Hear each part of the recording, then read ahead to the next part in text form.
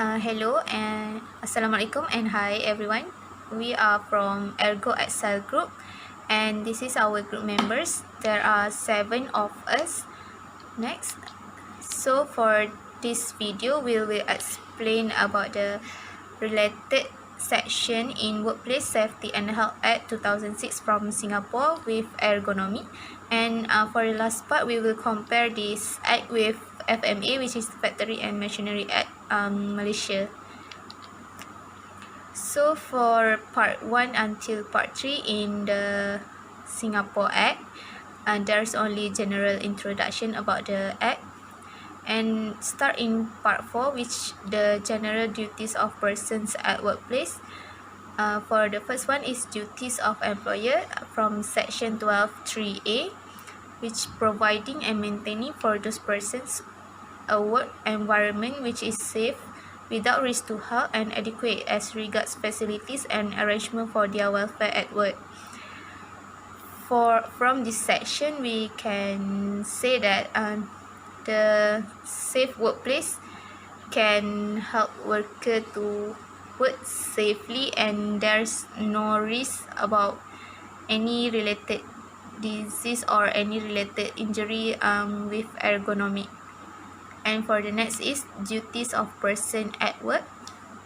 Section 51(a), to use in such manner so as to provide the protection intended, any suitable appliance, protective clothing, convenience equipment and other means or thing provided for securing his safety, health and welfare while at work. So this section talk about the worker itself has manner while working to secure his safety and health and welfare while they are working. Next. So for duties of manufacturers and suppliers of machinery, equipment or hazardous substances used at work. Section 16(5), where a person design, manufactures or supplies any machinery, equipment or hazardous substance for use at work, and all the supplies things need to be safe and without risk to health when properly used. This is to avoid any ergonomic related injury or disease. So next is in the part 5, powers of commissioner. Section 21(1)(a). Any workplace is in such condition, any work or process carried on in the workplace cannot be carried on with due regard to safety, health and welfare of persons at work. So if the workplace or machinery or equipment or there is any article that restrict any work process to be carried on due to regard to the safety, health and welfare, so the worker cannot proceed with the work or the process. Okay. So next for part 7, safety and health management arrangement. Workplace Safety and Health Committees, section 29(3)(a), to keep under review circumstances in the workplace which affect or may affect the safety or health person in the workplace. So the responsibility of the committees, they need to review the circumstances in workplace that can affect the health or safety of the worker. For section 23(9)(b), they have to promote cooperation between the management and employee for achieving and maintaining safe and healthy working conditions. And for next section 29(3)(c), they must carry out from time to time inspection of the scene of any accident or dangerous occurrence in the interest of the safety and health of the employees. Next, for safety and workplace safety and health auditors. The duties of auditor, they need to conduct any risk assessment relating to the workplace in section 30 bracket 2 bracket B, and for section 30 bracket 4, the risk assessment means the process of evaluating the probability and consequences of injury or illness. From this, from our understanding, it must be include the ergonomic risk assessment.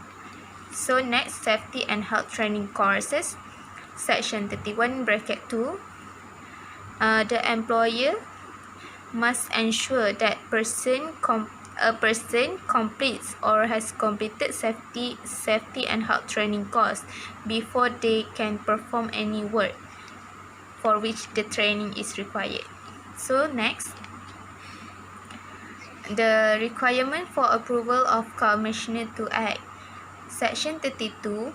No person shall act as bracket A as an authorized examiner for the purpose of carrying out any prescribed examination or test any of hoist or lifting gear, lifting appliance or lifting machine, or any other machinery required by this act to be examined or be tested by an authorized examiner.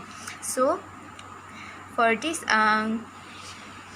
the authorized examiner need to carry out all these tests or examination of all these machine, because they actually they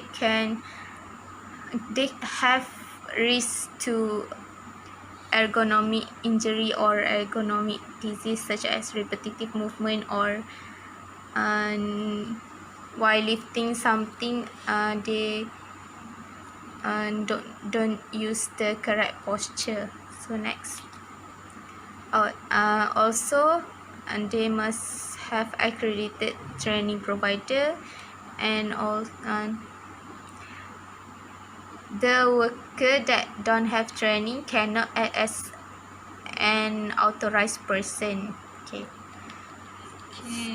Next is part 9, which is inspection and other powers of enforcement. In this is under powers of inspector, section 41 clause 1I, which is to assess the level of noise, illumination, heat or harmful or hazardous substances in any workplace, and the exposure level of person at work therein. So the word illumination represents the important element and aspect in ergonomics, where illumination is a subtopic of the ergonomic. So part 9 in the section 65(2), without the prejudice to generality of subsection. So the minister may make regulation on the ergonomics about the lighting, ventilation, temperature, humidity, radiant heat, noise, drainage, hygiene in workplace, and the fixing of standard. Therefore, which involve the work in confined space, work involving the use of visual display unit. Next, in the section 65(5), it has prescribed the maximum weight which may be lifted, carried, or moved by any person at work, which this involve in the part of the ergonomic requirement to avoid the ergonomic disease. Next, there is subsidiary regulation, which in the work safety and health, which is the incident reporting, regulation 3. In part 3, which is the reporting of injury and occupational disease. In section 7(1), where the employee suffers an occupational disease specified in the second schedule, must submit a report to the commissioner. So in the second schedule, it stated clearly about the ergonomic disease, which is musculoskeletal disorder of the upper limb.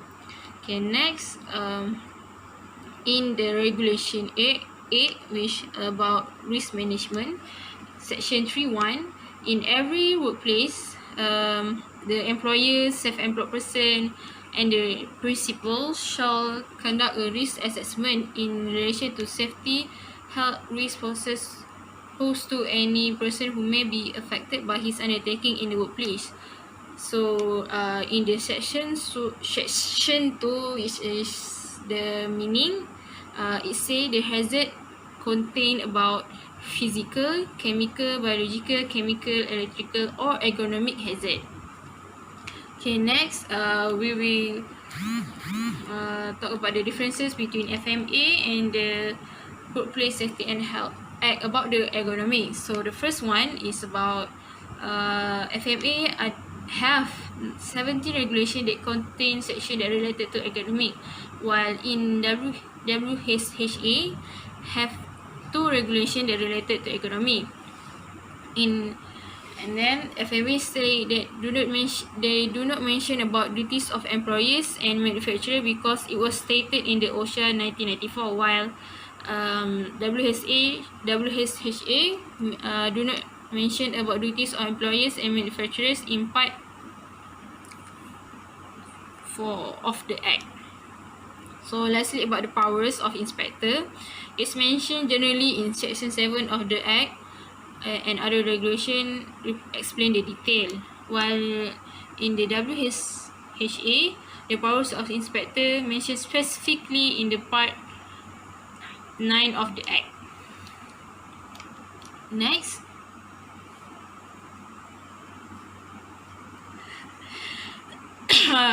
in the Factory and Machinery Notification Certificate of Fitness and Inspection, Regulation 1970, it stated about in the part 1, notification of operation of factory use of machinery, accident and industrial disease.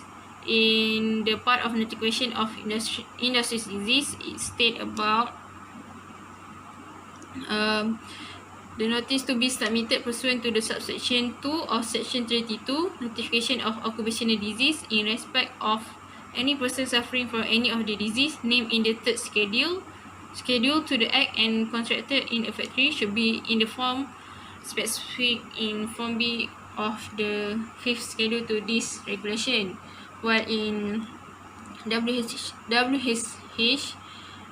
Incident Reporting Regulation 2006, it stated in Part 3 of reporting of injury and occupational disease, which the duty to report occupational disease in section 7.1, where an employee suffer an occupational disease specific in the second schedule must submit a report to commissioner, where there is shown a different section and different part. Okay, then Okay, for an FMA, there's in third schedule about the subcutaneous of acute bursitis of knee or hand or wrist resulting from the prolonged friction or pressure is specified in third schedule of the Act.